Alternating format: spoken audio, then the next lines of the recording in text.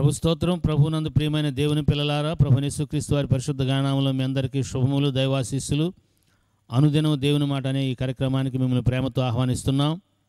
ఒక సమయంలో ప్రభు మత్తయి సువార్త 16:16లో నీవు సజీవుడవు దేవుని కుమారుడైన క్రీస్తు అని పేతురు సాక్ష్యం ఇచ్చాడు. నీవు సజీవుడైన దేవుని కుమారుడైన క్రీస్తువు. అంతకుముందు ప్రభు అడిగారు ఏమనుకుంటున్నారని. ప్రవక్త అని, ఇర్మియా ప్రవక్త అని, ఇంకో ప్రవక్త అని, గొప్పవాడని, మంచివాడు కాదని రకరకాలుగా అనుకుంటున్నారంటే నీవేమనుకుంటున్నావు? నీవు సజీవుడు అయిన దేవుని కుమారుడు అయిన క్రీస్తు అని అనుకుంటున్నాను అన్నాడు.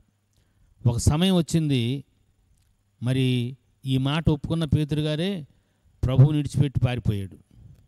దూరం నుంచి వెంబడించాడు. పునరుద్ధానుడై కనబడిన తర్వాత పశ్చాత్తాపడ్డాడు. 40 దినాల్లో 3 సార్లు ప్రత్యక్షం అయితే భూగా పశ్చాత్తాపడి ప్రభు పాదాలు పట్టుకున్నాడు. ప్రభువారు గొర్రెల మేపు, గొర్రెల కాయి, గొర్రె పిల్లల మేపు అని ప్రభువారు పని అప్పగించారు. మనము ఒకప్పుడు ఇచ్చిన సాక్ష్యం ఇంకొకప్పుడు ఇవ్వలేకపోయామని, బలహీనమని బాధపడొద్దు. ఎవరు బలహీనలయ్యారో వారినే ప్రభువారు పిలిచి మీరే సర్వలోకానికి వెళ్ళి సర్వసృష్టికి సువార్త ప్రకటించాలి. అందరూ వదిలిపెట్టి పారిపోయిన వాళ్ళే, అందరూ దాక్కున్న వాళ్ళే, అందరూ భయపడిన వాళ్ళే. ఈ మాట గ్రహించండి. వారికే పని అప్పగించాడు.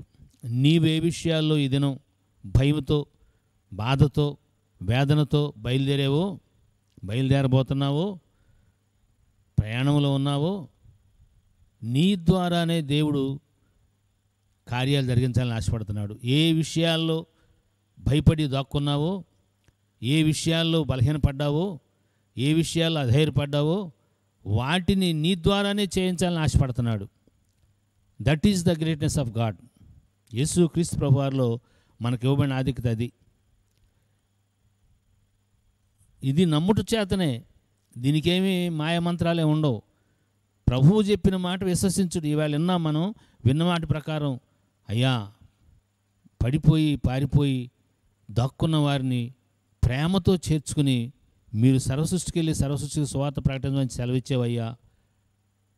ఈ దినం నా విషయంలో ఇలాంటి కార్యం జరిగినట్లుగా నన్ను నీకు అప్పగించుకుంటున్నాను ప్రభు అని కార్యోన్ముఖులు కండి, దేవునికి సమర్పించుకోండి, అప్పగించుకోండి. అద్భుతం చూస్తారు. Thank you and God bless you.